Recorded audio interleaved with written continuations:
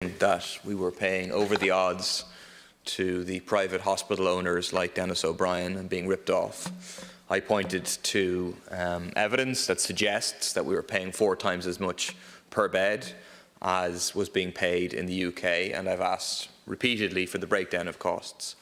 The Minister refused to publish those costs and instead tried to dismiss what I was raising as being some sort of conspiracy theory. On Tuesday at the COVID committee, Mr Martin Varley of the Irish Hospital Consultants Association also expressed the idea that this deal was, quote, poor value for money, and agreed with the call for complete transparency. The Ceann Comhairle, I believe, has been in touch with you in relation to a PQ and the non-answer that I got from you, but I think has had no response yet. So, Minister, do you accept that these concerns are valid? Do you accept that, given the history of sweetheart deals with various big business people, that people want to see the cost breakdown published? And do you accept that you should now publish the breakdown of costs so people can see it for themselves? Minister.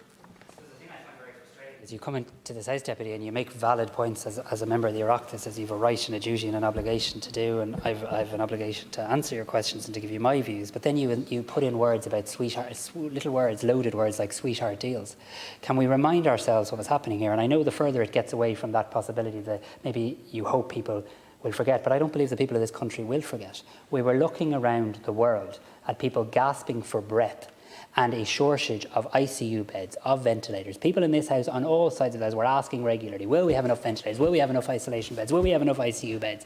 And we did everything humanly possible to secure as much capacity as possible. And you know what? I am delighted beyond belief that we didn't have to use some of that capacity. I'm delighted that some of the best you can hurl at me is that we had vacant beds that we paid for. I'm delighted in relation to that, because that meant we didn't have Irish people in those beds desperately sick and fighting for their lives. Ceann Comhairle, the HSE's financial advisors have received the information on costs. It includes the management accounts of the hospitals for the 6 months prior to the arrangement, the information as set out in Schedule 2 of the Heads of Terms, which I laid before this House. The information has been verified by a firm of accountants working on behalf of the HSE. On the basis of the information, the cost of the arrangement for April was 97.5 million.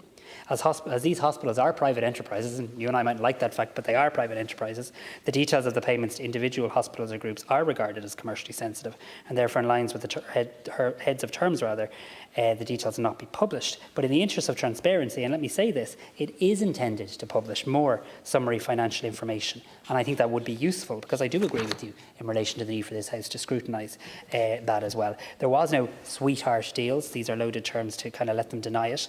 This was private hospitals providing their facilities to us on a cost-only, open-book model, whereby the hospitals will be reimbursed only for the operating costs properly incurred during the period. And I can assure you that many of your constituents did benefit from procedures, many public constituents who got an opportunity to darken the doors of a private hospital for the first time ever.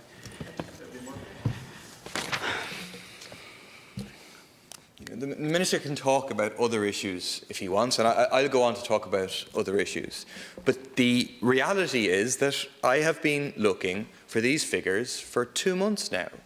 And the idea that they're commercially sensitive in a context when all of the private hospitals are in on the deal just doesn't seem to me to be credible. I mean, you have a situation where €300 million of public money is going to be handed over.